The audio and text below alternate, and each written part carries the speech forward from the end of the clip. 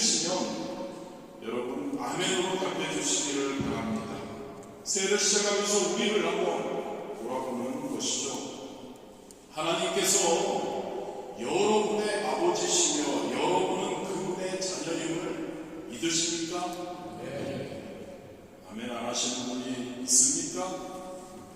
예수님이 여러분의 주인 되심을, 주님이심을 여러분 믿으십니까? 네.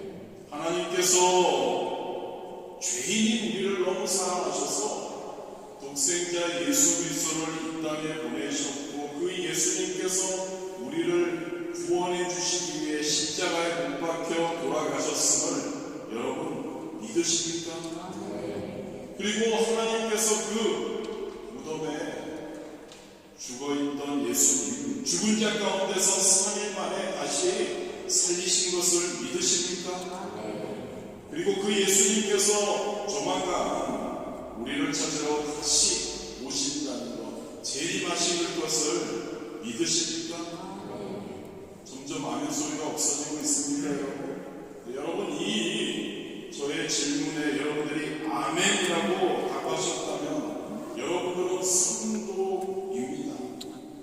할렐루야 아닙니까, 여러분? 저와 여러분이 성도가 되면 얼마나 감사한지요. 성도라면 또한 우리는 성도다운 삶을 살아야 합니다. 성도의 삶은 여러분 그리스도의 예수님의 복음을 통해서 예수 그리스도를 인격적으로 영접한 사람들이 변화되어가는 삶의 방식과 원리를 훈련해 나가는 과정이 바로 성도의 삶인 줄 믿으시기를 바랍니다. 즉 하나님을 기쁘시게 하고 이웃을 기쁘게 하는 삶이며 이것을 위해 우리가 몸부림치며 애쓰며 달려가는 삶, 그 삶이 바로 성도의 삶입니다. 위에서는 성령 충만한 삶을 살아야 하고요. 2024년 여러분들이 하나님을 기쁘시게 이웃을 기쁘시게 그런 성도다운 삶을 살 수 있게 되기를 진심으로 원합니다. 이 성도의 삶을 우리가 앞으로 몇 주간을 통해서 우리가 함께 살펴볼 텐데요. 이 성도의 삶의 과정 가운데 오늘 성도인 우리 예수님과의 첫 만남, 예수님과의 첫 시간을 한번 기억해 보며 그 의미를 한번 그리고 그것을 다시 한번 소환해서 우리가 다시 한번 새 우리 예수님과의 관계 성도의 삶의 시작을 우리가 다시 한번 할 수 있게 되기를 진심으로 원합니다. 여러분 예수님을 만나셨죠, 여러분들. 그래서 이 자리에 오셨습니다. 그런데 여러분 예수님을 만나고 여러분들의 삶에 무엇이 달라졌나요? 그 예수님과의 만남의 이전과 이후에 여러분들의 삶에 어떤 변화가 무엇으로 구별된 그러한 변화가 있었나요? 그 예수님과의 첫 만남 과정 가운데 어떤 일이 일어났나요? 매일의 삶 속에서 예수님을 주님으로 고백하는 것이 과연 저와 여러분 성도들에게 무엇을 의미하는 걸까요? 처음 예수님을 만난 성경의 사람들은 어떠했는지 그리고 그들을 통해서 우리 한번 이 시간 말씀의 제목처럼 입으로 시인하는 즉 고백적인 그리스도인의 삶에 대해서 한번 생각해 보기를 원합니다. 할렐루야. 고백적인 그리스도인 오늘 말씀을 통해서 저는 세 가지를 여러분들이 이 말씀을 통해서 세 가지를 얻었으면 좋겠습니다. 가장 먼저 여러분 좋은 소식 즉 복음은 우리가 감출 수 없고 우리가 부끄러워해서는 안 된다는 것을 깨닫게 되기를 진심으로 원합니다. 할렐루야.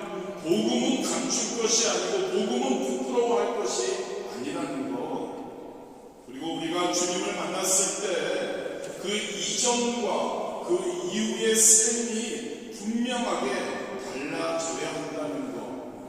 할렐루야.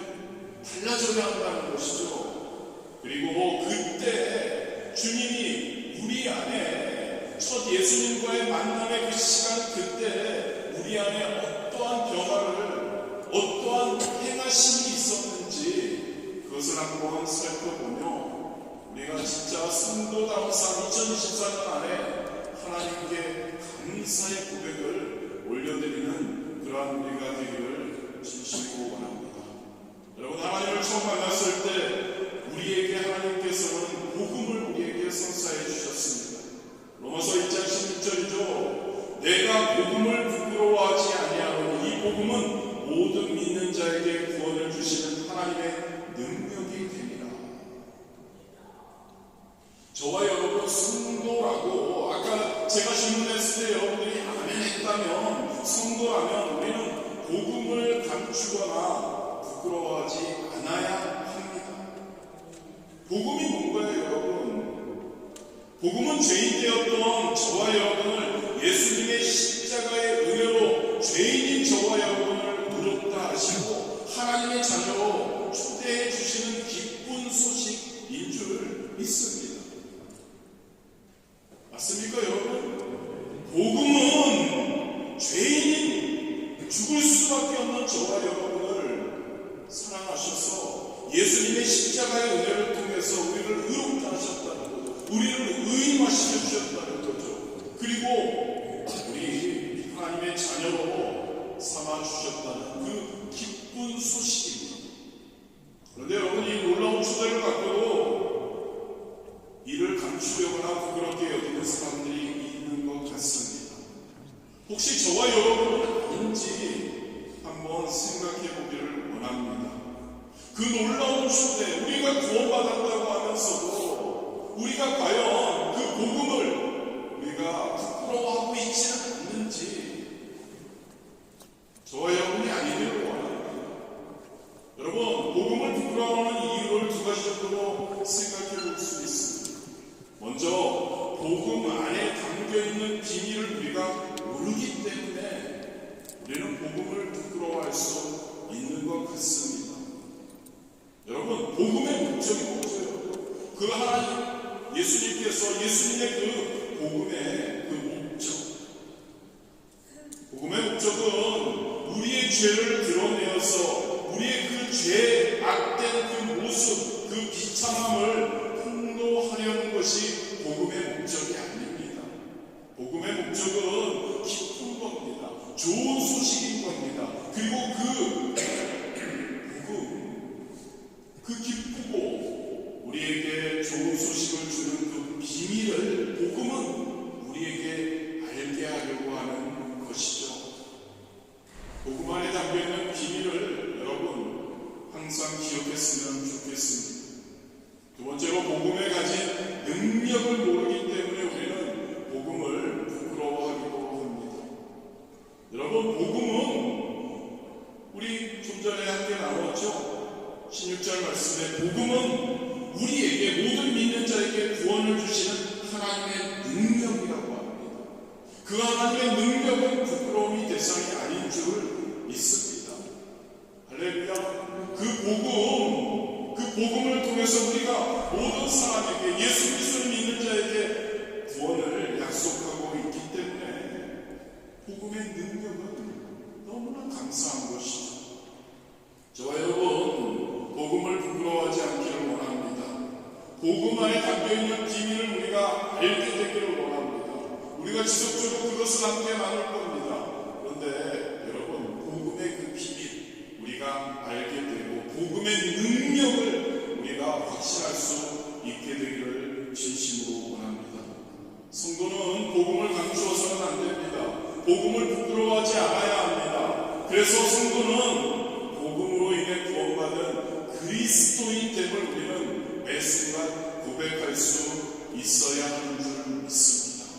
여러분, 그리스도인이 된다는 것이 무슨 말일까요? 그리스도인이 된다는 것은 예수님 안에 거하게 된다는 거죠. 예수님과 인격적인 관계 속에 들어가게 된다는 겁니다. 우리를 위해서 자기 자신을 버리고 이 땅에 오신 하나님의 아들과 우리는 인격적인 관계를 갖게 된다는 것이 바로 우리가 그리스도인이 된다는 이야기입니다. 갈라디아서 2장 10절에 내가 그리스도와 함께 십자가에 못 박혔나니 그런즉 이제는 내가 사는 것이 아니오 오직 내 안에 그리스도께서 사실 것이라. 이제 내가 육체 가운데 사는 것은 나를 살아가사 나를 위하여 자기 자신을 버리신 하나님의 아들을 믿는 믿음 안에서 사는 것이라. 그리스도인입니다. 여러분, 입술로만 우리가 그리스도인이다 성도다라고 하는 것이 아니어야 한다는 거죠. 하나님과 하나님의 아들인 예수 그리스도와 인격적인 관계에 있어야 하는 것이 바로 그리스도입니다. 왜 성도인 저와 여러분이 예수님과 인격적인 관계에 있다면, 그리스도인이라면 예수님을 매 순간에 예수님을 나의 주님으로 시인하고 고백하는 것은 너무나 당연한 겁니다. 할렐루야. 그럴 때 예수님께서 우리와 함께 하시는 우리를 변호해 주시고 우리를 위해 중보하실 수 있게 되기 때문이죠. 그리고 이 고백, 이 복음의 비밀에 대한 고백, 그 예수님에 대해서 우리는 그 고백을 사람들과 또한 나누어야 합니다. 사실 여러분, 우리는 예수님으로부터 구원이라는 큰 사랑을 받았죠. 그 사랑의 안에 우리는 거하고 있습니다. 즉 그 사랑 안에 있다면, 그 예수님이 진짜 감사하다면 우리는 자연스럽게 그 사랑을 우리는 나눌 수밖에 없죠. 자연스럽게 우리 삶에 드러날 수밖에 없습니다. 우리가 연인으로 남녀가 누군가를 사랑하게 되면 너무 좋습니다. 나만 꼭 아는 것도 있지만 주변에 이 사람은 내 사람이다, 내가 사랑하는 사람이다라고 주변에 알고 싶어 하기도 하죠. 예수님, 그 예수님의 그 복음, 그 사랑을 우리가 안다면 복음의 비밀을 우리 주변에 알리지 않을 수 없다는 거죠. 또한 예수님께서는 우리에게 누가복음 24장 48절에 말씀하시죠. 너희는 이 모든 일의 증인이라. 저와 여러분에게 예수님께서 그 복음, 우리가 체험한 그 복음, 그것을 우리가 증인이 되기를 원하십니다. 그 복음을 우리가 알리기를 원하십니다. 그렇게 부탁을 하신 것이죠. 그래서 성도인 저와 여러분, 그리스도인 저와 여러분에게는 그 복음이 우리의 삶의 가장 소중한 목적이 되어야 할 줄 믿습니다. 아멘. 예수님께서 우리의 주님이시고, 예수님께서 우리가 예수님을 너무너무 사랑하는데 그 예수님께서 우리에게 복음의 증인이 되라고 말씀하셨다면 우리의 삶의 목적은 그 예수님을 사랑하는 만큼 복음의 증인이 되어야 한다는 거죠. 이 일을, 복음의 비밀을 우리는 증언하지 않을 수 없는 거죠. 그렇습니다, 여러분. 저와 여러분에게 그 복음이 전달된 것처럼 우리가 그 복음의 비밀을 나눌 때 또 다른 생명이 살아나게 됨을 기억하기를 바랍니다. 좋은 소식, 복음, 감추고 부끄러워할 이유가 없는 거죠. 그것을 항상 복음을 마음에 품으시기를 바랍니다. 복음을 나누어야 함을 여러분들 마음에 품으시는 2024년 되시기를 진심으로 원합니다. 복음, 그리고 무엇을 우리가 2024년 한 해 동안에 고백하고 우리가 간증하는 삶을 살아야 할까를 살펴보면 좋을 것 같습니다.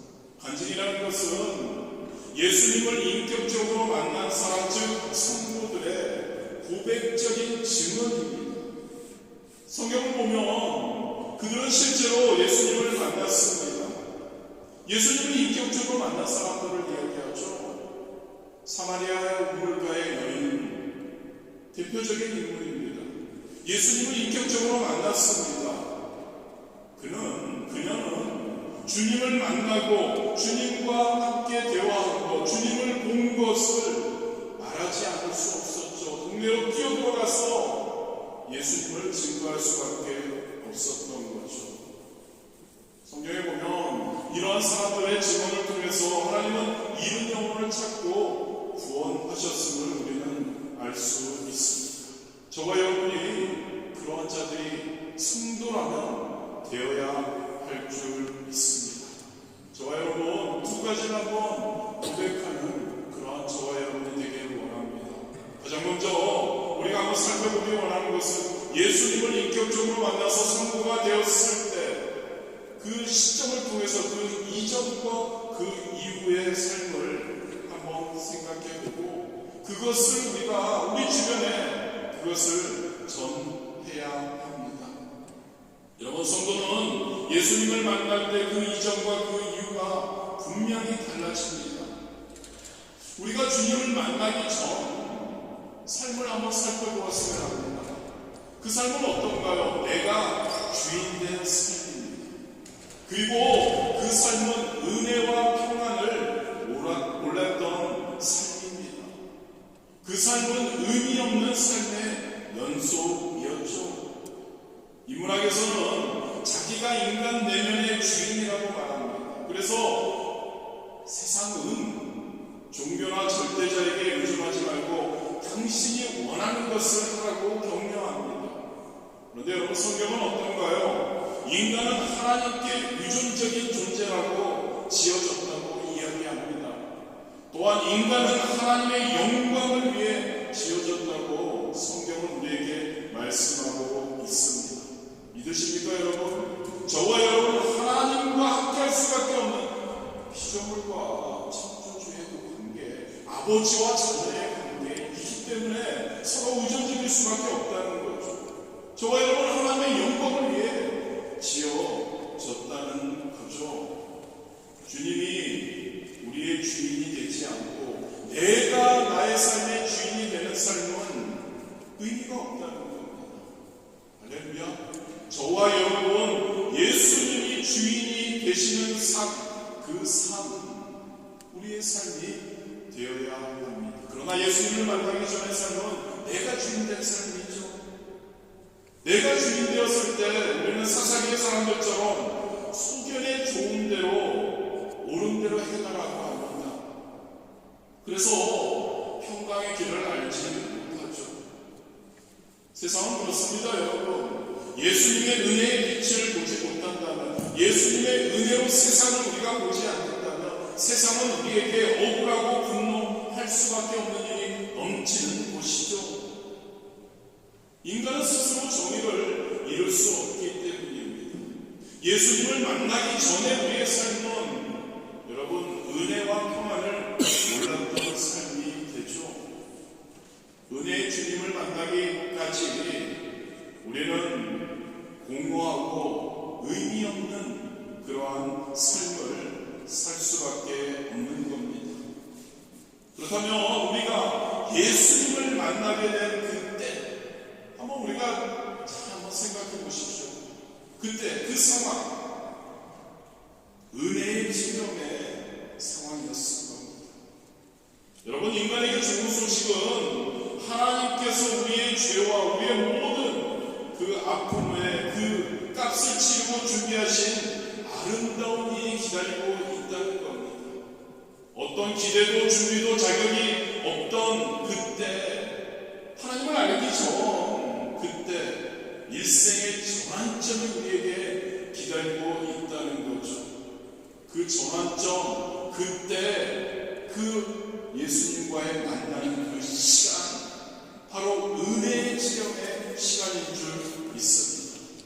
단 한 번의 사건입니다만 이 사건을 통해 우리의 인생이 바뀌어진다는 것을 기억하기를 원합니다. 예수님을 만난다는 것은 우리는 삶의 방향을 돌리는 것이라고 할 수 있습니다. 지금까지 예수님을 만나기 전의 삶 가운데 우리가 행하던 길과 다른 방향으로 우리가 돌아서게 되는 것이죠. 왜냐하면 예수님이 세상의 방향과 다른 방향에 서 계시기 때문에 그 예수님을 만나게 되면 그 예수님께로 우리가 돌아설 수밖에 없다는 겁니다. 그와 함께 길을 함께 간다는 뜻이죠. 그 순간 우리는 예수님을 만나기 전에 그 길과는 결별하게 되죠. 삶의 목적과 목표가 달라지게 됩니다. 이게 바로 여러분 회개입니다.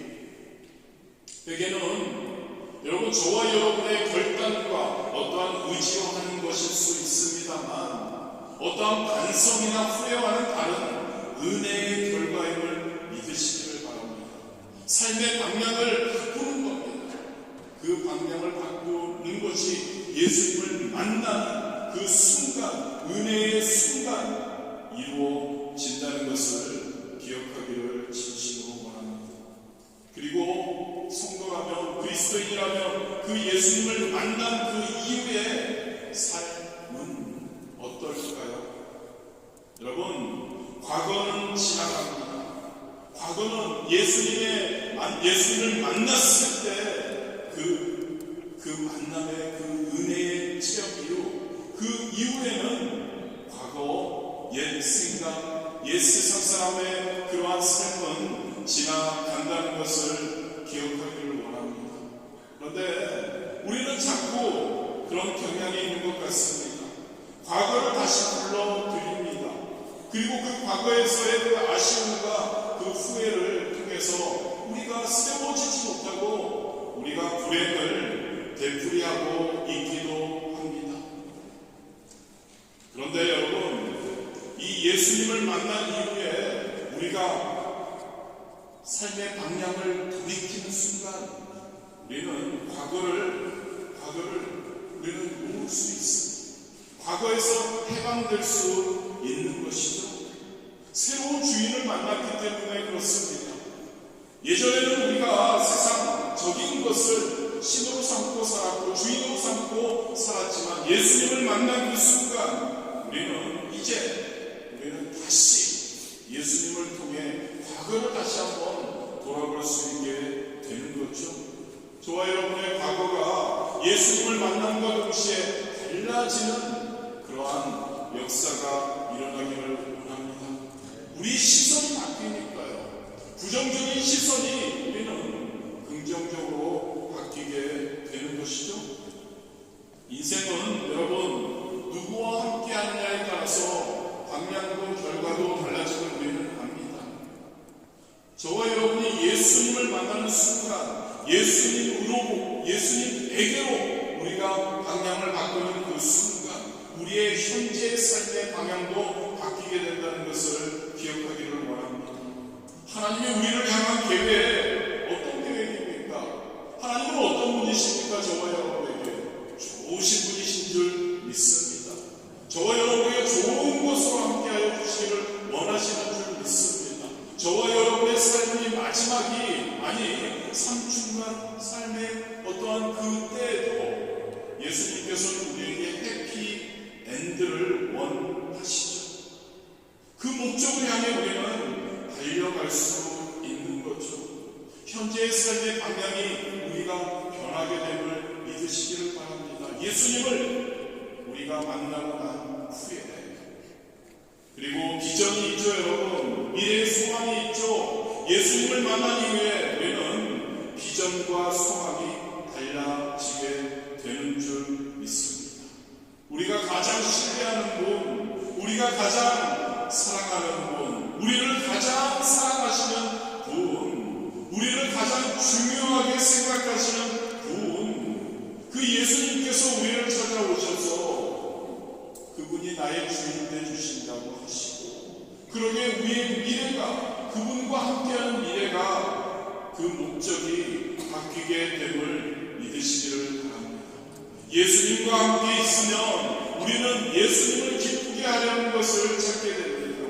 예수님을 위해 하는 모든 것이 저와 여러분에게 보람이 되는 거죠. 예수님 안에서 우리는 성장해 나가는 거죠. 그분이 좋으신 분이시고 그분이 전능하신 분임을 알기에 우리는 그분을 믿고 안심하고 우리는 나아가면 되는 겁니다. 그분이 우리를 사랑하시는데 그분이 전지전능하시는데 우리가 잘못될 일이 절대 없다는 거죠. 그분은 우리를 사랑하시는 믿습니다. 그분은 우리를 잘 되게 하시기를 원하시는 줄 믿습니다. 그러기에 우리의 미래와 비전이 그분을 기쁘시게 할 때 우리는 분명히 놀라운 그러한 믿습니다. 사도 바울을 통해서 이 세 가지, 주님을 만나기까지 어떠한 삶, 주님을 만났을 때 어떠했는지, 그리고 주님의 그 만남 이후에 변화된 삶이 어떠한지를 한번 잠시 살펴봅니다. 사도 바울은 다소 출신의 바리새인이었죠. 그리고 율법에 열심이었던 사람이었습니다. 사내들인의 이론이 일찍부터 되어서 예수님을 만나기 전에 그는 그리스도인들을 박해하던 사람이었습니다. 심지어 그는 스데반의 처형의 증인으로 참여한 사람이었죠. 그가 주님을 만났을 때는 어떠했나요? 다메섹 도상에서 예수님을 만나게 됩니다. 그는 예수님을 만났을 때 정오의 햇빛보다 더 큰 빛을 보았다고 증언합니다. 예수님의 음성 앞에 그는 꼬꾸라치죠. 그리고 그 후에 사도 바울의 삶의 모습은 어떤가요? 이전의 세상에 눈이 멀게 됩니다. 그리고 그는 복음의 눈을 뜨게 됩니다. 하나님께서 예비하신 사람 아나니아를 만나서 예수님의 이름으로 침례를 그는 받습니다. 그리고 그의 삶의 전체, 예수님을 만난 그 이후의 삶은 그는 예수 그리스도의 증인이 되었던 것을 우리는 볼 수 있습니다. 저와 여러분, 제가 왜 이것을 여러분들에게 말씀드립니까? 저와 여러분 고백적인 그러한 그리스도인이 되어야 하는데, 저와 여러분의 이 삶의 이 변화됨을 여러분들이 잘 아셨으면 좋겠습니다. 내가 예수 그리스도를 만나기 전에 나는 어떠했나? 예수님을 만났을 때 나는 어떠한가? 그리고 예수님을 만난 이후에 나의 삶은 어떠한가? 이것에 대해서 한번 정리를 하십시오. 그리고 여러분들이 고백하는 그러한 것들이 이것이 여러분들 주변에 고백이 될 수 있기를 진심으로 원합니다. 우리의 삶의 변화 여러분들 잘 기억하시고 정리하시기를 바랍니다. 하나 더 여러분, 그 주님이 우리를 만나주셨을 때 그 주님께서 우리 안에 어떠한 그 변화 행하신 일, 그것을 한번 살펴보고 저와 여러분 그것도 우리 주변에 자신있게 그리고 고백하고 증언할 수 있기를 원합니다. 여러분, 예수님을 영접한다? 그것은 우리 예수님께서 이제 내 안에 새로운 일을 시작하신다는 것을 뜻합니다. 내 안에, 내 내면의 집을 예수님께서 새롭게 지으시고 친히 예수님께서 모퉁이 돌이 되신다는 이야기이죠. 그 집을 지어가는 일은 예수님과 함께 우리 새로운 의인이 되어 새 사람이 되어 그 집을 지어가는 일은 그 예수님의 은혜의 빛 아래서 밝고 긍정적이고 투명하게 이루어진다는 것을 꼭 기억하기를 진심으로 원합니다. 우리의 내면이 우리가 알지만 예수 그리스도를 알기 전과 알고 난 후에 우리는 기억해야 합니다. 모든 것이 다 드러납니다. 예수 그리스도의 은혜의 빛 앞에 우리의 너무나 부족하고 연약한 면들이 드러날 수 있죠. 그런데 예수님께서는 우리를 위해 십자가에 못 박혀 죽으실 정도로 우리를 사랑하시기에 그 수치스러운 그 모든 부족함, 그것이 예수님 안에서 그것이 우리는 수치스럽지 않게 된다는 것을 기억하기를 원합니다. 여러분, 세 가지입니다. 예수님과의 인격적인 만남을 통해서 우리가 어떻게 변화가 되었는지, 가장 먼저 우리는 어두움에서 빛으로 변화되었음을 믿으시기를 원합니다. 어두움, 예수님의 빛이 우리 안에 임하기 전에 어두움, 인간의 내면 안에 감추어진 것이죠. 부정성을 추구합니다. 빛을 싫어하죠. 명확한 것을 어두움은 싫어합니다. 이게 바로 여러분 죄의 모든 은산이죠. 그런데 예수님이 저와 여러분 안에 들어와 계시면 빛 대신 예수님으로 인해서 모든 것이 밝게 드러남을 믿으시기를 바랍니다. 처음에는 깜짝 놀랄 겁니다. 내 그 죄악된 모습, 내 그 어두움들을 우리가 발견하게 될 때 어수선해할 수 있습니다.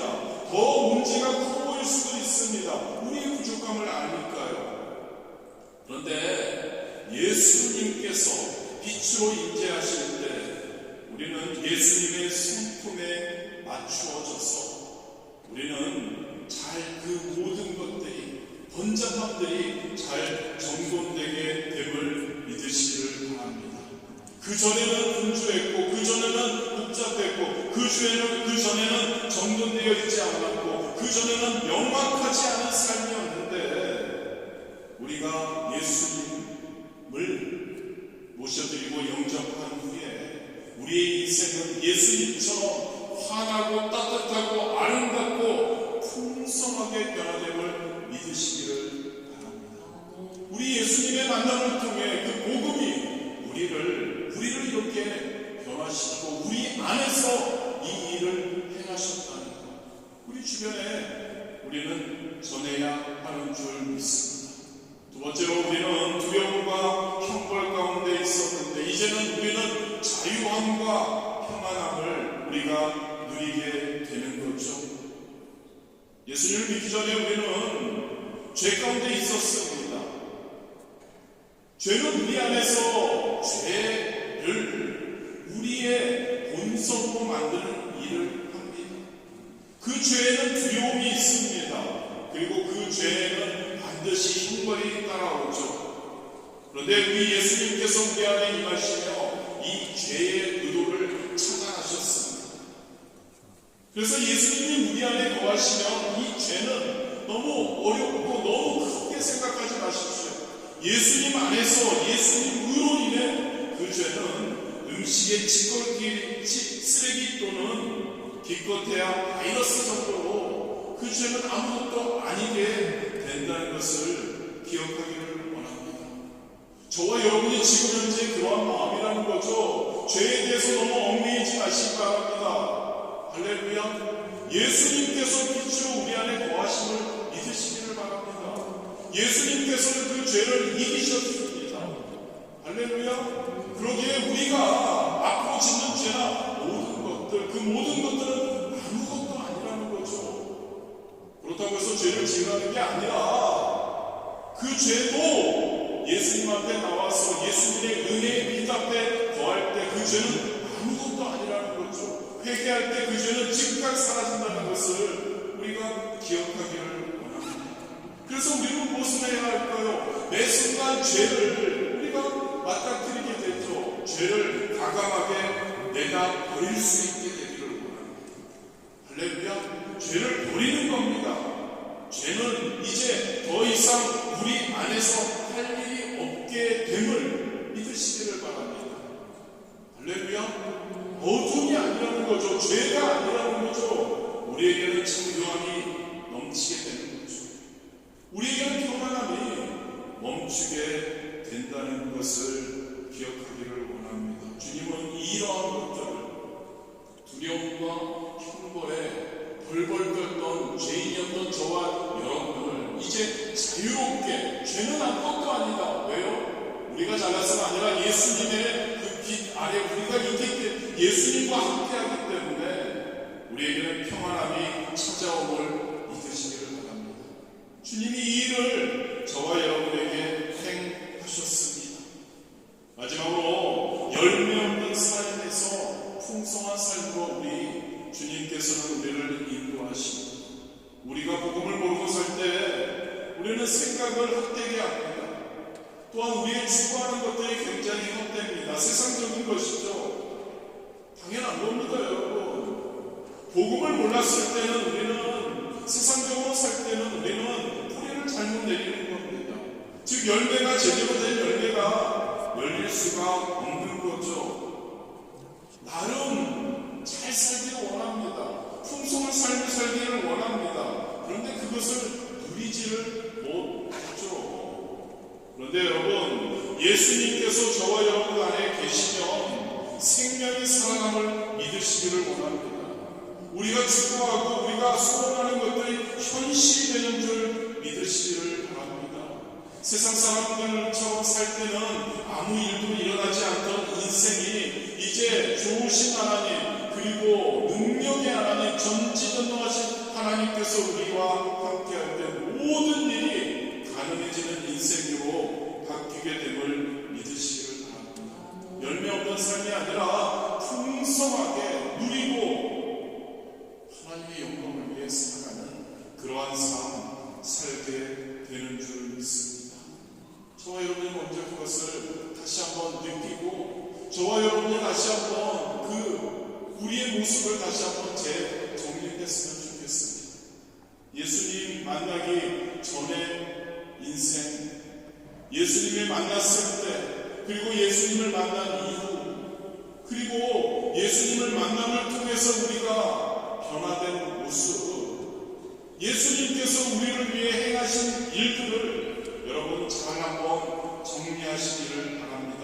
그리고 그것을 우리는 주변에 고백하고 전해야 할 줄 믿습니다. 그러한 것들을 우리 주변에 전하고, 마지막으로 우리는 그 예수님께 우리의 고백을 올려드릴 수 있어야 합니다. 어떤 고백일까요, 여러분? 너무너무 감사해서 우리가 그 예수님이 우리에게 행하신 것, 그 복음을 우리 주변에 전해야 하고, 그리고 마태복음 16장 16절 베드로의 고백이죠. 우리가 우리 주님께 드릴 수 있는 가장 귀한 고백, 시몬 베드로가 대답하여 이르되 주는 그리스도시요 살아계신 하나님의 아들이시이다. 할렐루야. 우리가 고백할 수 있게 되기를 원합니다. 매 순간 우리가 우리 주님께 고백할 수 있게 되기를 원합니다. 주는 그리스도시요, 할렐루야, 살아계신 하나님의 아들이시니이다. 이 고백이 우리 입술에 항상 있게 되기를 원합니다. 베드로가 이 고백, 예수님을 나의 그리스도시며 살아계신 하나님의 아들로 고백한 이 고백을 통해 베드로에게는 천국의 열쇠가 주어졌죠.